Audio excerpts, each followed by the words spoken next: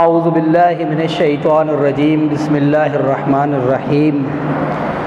وَإِذِ اسْتَسْقَىٰ وَإِذْ اور جب اسْتَسْقَىٰ پانی طلب کیا موسیٰ علیہ السلام نے لِقَوْمِهِ اپنی قوم کے لیے فَقُلْنَا پس ہم نے کہا اضرب مار بِعَصَاکَ اپنی لاٹھی کو الحجرہ پتھر پر فانفجرت پس پھوٹ پڑے من ہو اس سے اثنتا عشرہ 12 عیناً چشمے قد یقیناً علم جان لیا کل اناس ہر شخص نے ہر قبیلے نے مشربہم اپنے پینے کی جگہ کو کلو کھاؤ وشربو اور پیو من رزق اللہ اللہ کے رزق میں سے ولا تعثوا اور نہ پھرو فی الارض زمین میں مفسدین فساد کرتے ہوئے وَإِذْ اور جب تم نے کہا یا موسیٰ اے موسیٰ لن نصبر ہم ہرگز صبر نہیں کریں گے علی طعام واحد ایک ہی کھانے پر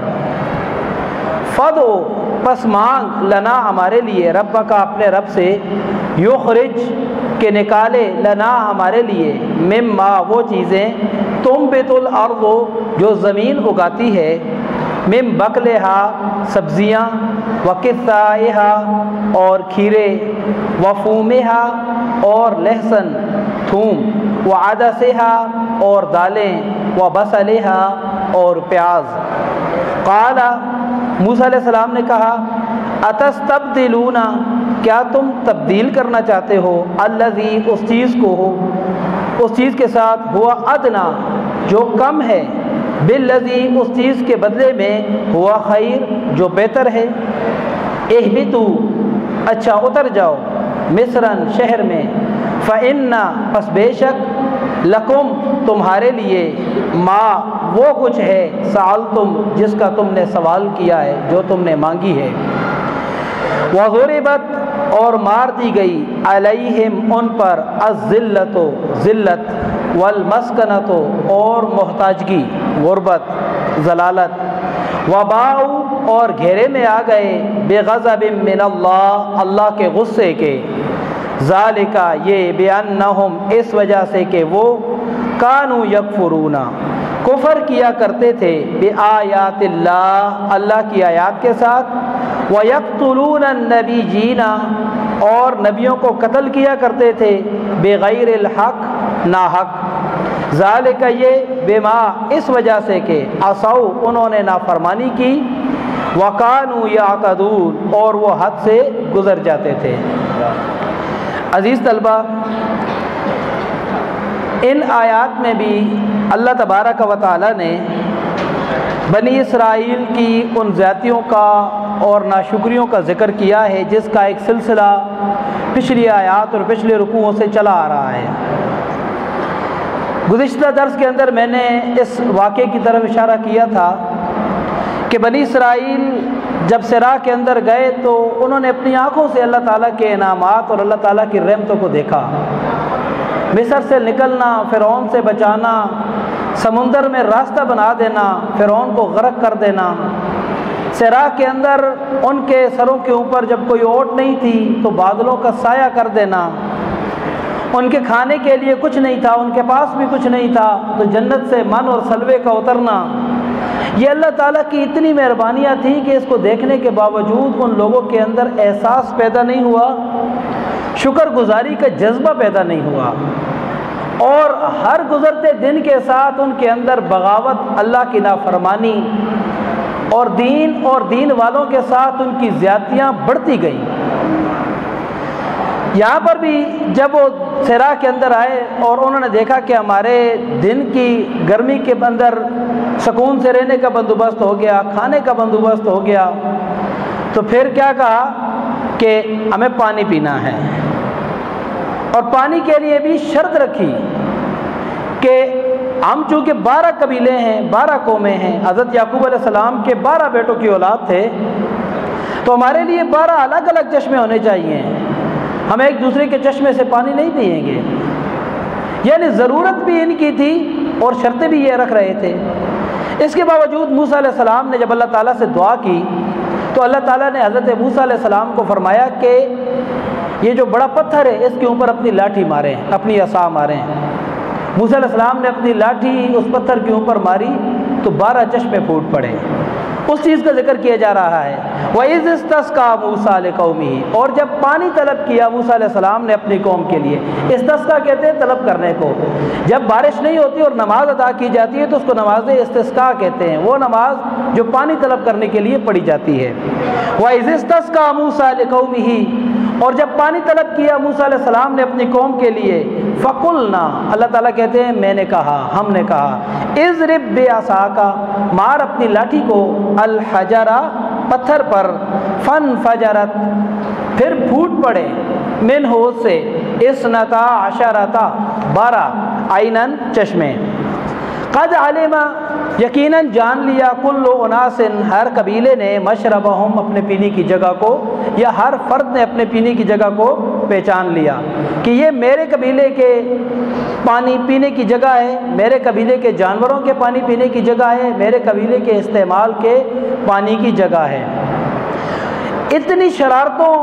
ناشکریوں کے باوجود اللہ تعالیٰ انہیں کیا کر رہے ہیں؟ نصیحت کر رہے ہیں، کلو، کھاؤ، جتنا مرضی ہے کھاؤ، واشربو، اور پیو، من رزق اللہ، اللہ کے رزق میں سے، یہ اللہ کا دیا ہوا رزق ہے، اس کے لیے تمہاری کوئی محنت نہیں لگی، اور یہ اللہ تبارک و تعالیٰ کی رحمت اور احسان ہے۔ اور یہ اس لیے کہا گیا کہ انہیں احساس پیدا ہو کہ اللہ تبارک و تعالیٰ ہمارے اوپر کتنی رحمت اور کتنی احسان کا معاملہ فرما رہے ہیں، اور ہم ہیں کہ اس کی نافرمانی اور ناشکری کے اندر لگے ہوئے ہیں۔ وَلَا تَعْثَوْا فِي الْأَرْضِ مُفْسِدِينَ، اور زمین کے اندر فساد کرتے ہوئے نہ پھرو۔ کیا فساد کرتے تھے؟ آگے اس کا ذکر آ رہا ہے کہ اپنے نبیوں کو انہوں نے مارا، نیک لوگوں کو انہوں نے تنگ کیا، اس طرح اللہ کی نافرمانیاں کی، اللہ کے احکامات کو توڑا، اللہ کے ساتھ شریک ٹھہرائے، یہ بہت ساری نافرمانیاں کی۔ وَإِذْ قُلْتُمْ يَا مُوسَىٰ لَن نَّصْبِرَ عَلَىٰ طَعَامٍ وَاحِدٍ، اللہ تعالیٰ پھر یاد کروا رہے ہیں ان کی ایک ناشکری، اور یاد کرو وہ وقت جب تم نے کہا تھا موسیٰ علیہ السلام سے، لَن نَّصْبِرَ عَلَىٰ طَعَامٍ وَاحِدٍ، کہ ہم ایک ہی قسم کے کھانے پر صبر نہیں کر سکتے۔ اتنا عرصہ ہو گیا ہے، 40-50 سال کا عرصہ ہو گیا ہے، اور ہم کیا کر رہے ہیں جی؟ من استعمال کر رہے ہیں اور سلوہ استعمال کر رہے ہیں، حالانکہ انہیں اس بات کا احساس نہیں تھا کہ جس قسم کے کھانے جو آج کل ہم کھاتے ہیں، اس قسم کے کھانوں سے تو وہ کھانے بہتر تھے، جنت سے اتر رہے تھے۔ پھر اس کے اندر ایک اور چیز بھی تھی کہ اس کے لیے انہیں محنت نہیں کرنی پڑتی تھی، ہل نہیں چلانے پڑتے تھے، مزدوریاں نہیں کرنی پڑتی تھی، تکلیفیں نہیں برداشت کرنی پڑتی تھی، سفر نہیں کرنے پڑتے تھے، صبح اور شام آرام سے ان کو کھانا مل جاتا، اور لیکن وہ چونکہ مست ہو گئے تھے کھا کھا کے، اس لیے انہوں نے کیا کہا، اے موسیٰ ہم ایک قسم کے کھانے کے اوپر صبر نہیں کر سکتے، فَادْعُ لَنَا رَبَّكَ يُخْرِجْ لَنَا مِمَّا تُنبِتُ الْأَرْضُ، کہ دعا کر ہمارے لیے، مانگ ہمارے لیے اپنے رب سے کہ وہ چیز ہمارے لیے پیدا کرے اور نکالے جو زمین اگاتی ہے، مثلا من بقلہا، سبزیاں ہوں، وقصائہا، کھیرے ہوں، وفومہا، اور لہسن ہو، وعدسہا، اور دالیں ہوں، وبصلہا، اور پیاز ہوں۔ پھر موسیٰ علیہ السلام نے بڑے تعجب سے ان سے سوال کیا، قال اتستبدلون الذی هو ادنی بالذی هو خیر، کیا تم اس چیز کو طلب کرتے ہو، مانگتے ہو، تبدیل کرتے ہو جو کمتر ہے اس چیز کے بدلے میں جو بہتر ہے، کہ جس کے لیے تمہیں مشقت نہیں کرنی پڑتی، مفت میں مل رہی ہے، بہترین خوراک مل رہی ہے، لیکن تم پھر یہ دنیا کے کھانے مانگتے ہو۔ پھر اس کے بعد موسیٰ علیہ السلام نے حکم دیا اللہ تعالیٰ کے حکم سے، اہبطوا مصرا فإن لکم ما سألتم، ادھر جاؤ شہر کے اندر، پس بے شک تمہارے لیے اس شہر کے اندر وہ کچھ ہے جو تم مانگ رہے ہو۔ اس کا ایک معنی تو یہ ہے کہ اہبطوا، اتر جاؤ کا، کہ سرائے سینہ بلند جگہ پر تھا اور جو 7 شہر تھا وہ نچلی اور ڈھلان کے اوپر تھا، نچلی جگہ پر تھا، تو اس لیے نیچے کی طرف اتر جاؤ۔ اور بعض مفسرین نے یہ لکھا ہے کہ یہ محاورتاً استعمال ہوا ہے، جب ہمیں کوئی راستہ پوچھتا ہے ہماری زبان میں تو ہم کہتے ہیں کہ یہ فلانے گھراں کیڑی جگہ، یعنی تلے تے وائیں، حالانکہ یہ مراد نہیں ہوتا کہ ہم کسی پہاڑی کے اوپر کھڑے ہیں اور وہ نیچے ہے گاؤں، تلے تے وائیں، اگے تے وائیں، تلے تے وائیں، اس طرح ان کو کہا کہ اتر جاؤ، یعنی آگے جاؤ، سامنے شہر ہے وہاں پر جاؤ، لڑو، جہاد کرو، قربانیاں دو، خون بہاؤ، شیر کو فتح کرو، اس کے بعد یہ چیزیں ہیں، اور وہ بھی محنت کے بعد۔ جو محنت کرے گا اس کو ملیں گی، جو محنت نہیں کرے گا اس کو نہیں ملیں گی۔ وَضُرِبَتْ عَلَيْهِمُ الذِّلَّةُ وَالْمَسْكَنَةُ، یعنی بار بار اللہ کے حکموں کی نافرمانی کی اور انبیاء کو تنگ کیا، انبیاء کو تکلیفیں دیں، ان کو قتل کیا، اللہ کے ساتھ شریک ٹھہرائے۔ اس وجہ سے اللہ تعالیٰ نے ان کے اوپر ذلت اور محتاجگی مار دی، بڑی ذلت کی زندگی گزاری۔ ایک ذلت وہ تھی جو فرعون ہی ان کو دیا کرتے تھے، اللہ تعالیٰ نے اس سے نجات دی اور پھر ان کے اوپر ذلت مسلط کر دی گئی۔ وَبَاءُوا بِغَضَبٍ مِّنَ اللَّهِ، اور اللہ کے غصے کے گھیرے میں آ گئے،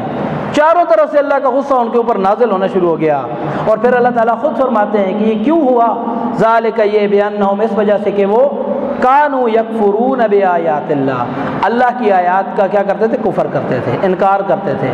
اس دن بھی میں نے ایک مثال دی تھی، دوبارہ میں مثال دیتا ہوں کہ ایک انکار ہوتا ہے کہ ایک آدمی کہتا ہے میں مانتا ہی نہیں ہوں، اس کو انکار کہتے ہیں، اس کو تو ہم بھی کافر کہتے ہیں۔ لیکن ایک انکار یہ ہوتا ہے کہ بندہ مانتا بھی ہے، قرآن کی آیات کو پڑھتا بھی ہے، نبی کی حدیث کو پڑھتا بھی ہے، لیکن اس کے باوجود ان کے اوپر عمل نہیں کرتا۔ تو ایک انکار عمل کا انکار ہے جو ہم سب ہی تقریباً کرتے رہتے ہیں۔ تو بہرحال انہوں نے انکار کیا اللہ کی آیات کا، تو کیا ہوا کہ اللہ تعالیٰ نے ان کے اوپر ذلت اور محتاجگی مسلط کر دی۔ وَيَقْتُلُونَ النَّبِيِّينَ، اور قتل کرتے تھے اپنے نبیوں کو، بغیر الحق، ناحق۔ یہ ناحق کیا ہوتا ہے؟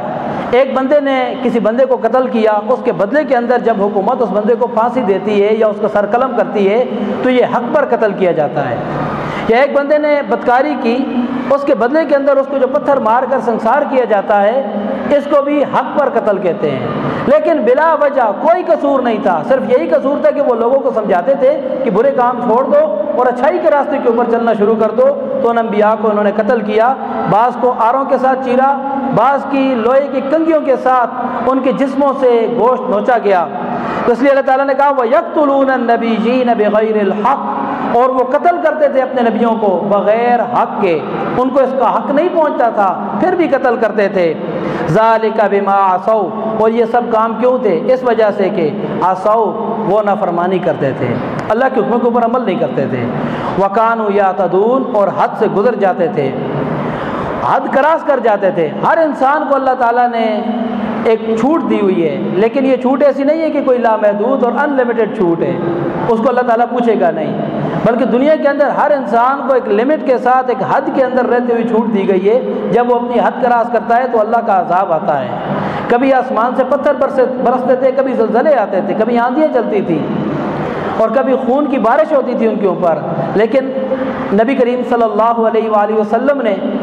اپنی امت کے لیے دعا کی کہ اس قسم کے عذاب نہیں آئیں، تو اللہ تبارک و تعالیٰ نے ان کو اس قسم کے عذابوں سے تو بچا لیا، لیکن کبھی کس قوم کا غلام بنا دیتے ہیں اللہ تعالیٰ، کبھی بیماریاں مسلط کر دیتے ہیں، کبھی تکلیفیں آنا شروع ہو جاتی ہیں، مختلف قسم کے عذاب کے اندر ہماری قوم گری ہوئی ہے۔ وجہ یہی ہے کہ ہم نے اللہ کی کتاب قرآن مجید کے اوپر عمل کرنا اور نبی کریم صلی اللہ علیہ وآلہ وسلم کی سنت کے اوپر عمل کرنا چھوڑ دیا ہے۔ اللہ تبارک و تعالیٰ سے دعا ہے ہمیں عمل کرنے کی توفیق عطا فرمائے۔ وآخر دعوانا ان الحمد للہ رب العالمین۔